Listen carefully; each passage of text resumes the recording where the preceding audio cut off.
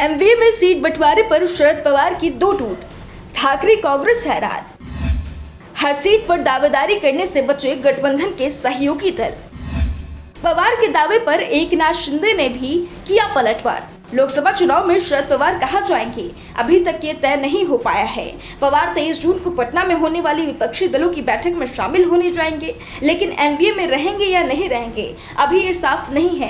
पवार ये बात तो कह रहे हैं कि वो एमवीए में हैं, लेकिन लोकसभा चुनाव तक कहां होंगे ये दावे से कुछ नहीं कहा जा सकता। जब पूर्व पीएम एचडी देवगौड़ा कहते हैं कि ऐसा कोई दल नहीं है जिसने बीजेपी का साथ नहीं दिया है, तो एनसीपी भी इससे अलग नहीं है। पवार की चिंता सीट बंटवारे को लेकर है। पवार साफ कर चुके हैं कि सीट बंटवारे में अगर पार्टियां अड़ती हैं तो गठबंधन टूट सकता है, और फिलहाल तो गठबंधन को लेकर एमवीए में शामिल तीनों ही पार्टियां अड़ती दिखाई दे रही है। शिवसेना का ठाकरे गुट सबसे ज्यादा सीटों पर दावेदारी कर रहा है। साथ ही एमवीए में प्रकाश अंबेडकर की पार्टी वंचित बहुजन अघाड़ी को शामिल करने का दबाव बना रहा है, तो दूसरी ओर एनसीपी ने साफ कह दिया है कि वो आज की तारीख में महाराष्ट्र में सबसे बड़ी पार्टी है, इसलिए वो सबसे ज्यादा सीटों पर लड़ेगी। और जहां तक प्रकाश अंबेडकर की बात है तो उनका गठबंधन ठाकरे की पार्टी के साथ है।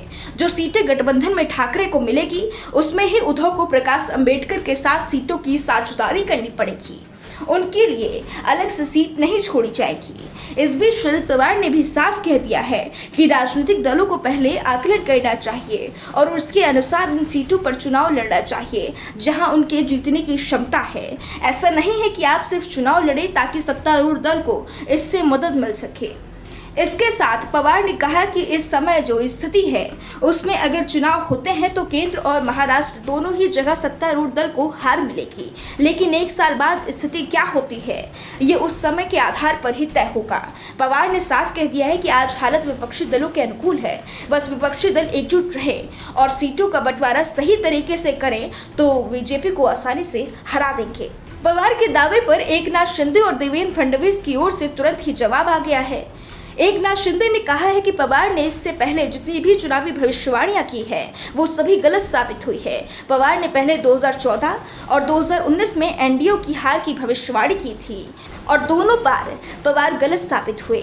आगे भी उनकी भविष्यवाणियां सभी गलत साबित होगी। इस बीच फडणवीस ने कहा कि जब 300 से ज्यादा सांसद सिर्फ बीजेपी के ही चुनाव जीत रहे हैं तो कोई कैसे कह सकता है कि प्रधानमंत्री नरेंद्र मोदी की लोकप्रियता घट रही है। 2024 में एक बार फिर एनडीए की ही सरकार बनेगी। बीजेपी अपने सहयोगी के साथ 400 के पार पहुंचेगी।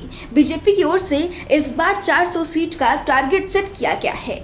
वैसे अभी जो हालत दिखाई दे रहे हैं उससे 400 तो दूर, बीजेपी के लिए पुराना प्रदर्शन दोहराना ही मुश्किल दिख रहा है। 2019 के लोकसभा चुनाव में बीजेपी को 300 सीटों पर जीत मिली थी और सहयोगियों के साथ ये संख्या 350 के पार निकल गई थी, लेकिन इस बार मुकाबला बेहद मुश्किल है। पहली बात तो ये कि इस बार बीजेपी का कुनबा बेहद छोटा हो गया है। दूसरा, 10 साल की सत्ता के बाद एंटी इकबैसी से भी उसे लड़ना है। बीजेपी के लिए राहत की बात बस इतनी है कि पीएम मोदी की लोकप्रियता अभी भी बरकरार है, लेकिन स्थानीय स्तर पर बीजेपी को लेकर जनता में जरूर नाराजगी बढ़ती दिख रही है और इसे लेकर ही बीजेपी के अंदर मंथन भी चल रहा है। पार्टी की ओर से संकेत मिल रहे हैं कि इस बार बड़ी संख्या में सांसदों के टिकट काटे जाएंगे, खासतौर पर उन राज्यों में जहां हाल ही में चुनाव में पार्टी का प्रदर्शन अच्छा नहीं रहा है। कर्नाटक में तो आधे सांसदों के टिकट काटे जाने के संकेत मिल रहे हैं। Bureau report, the Dhakad news.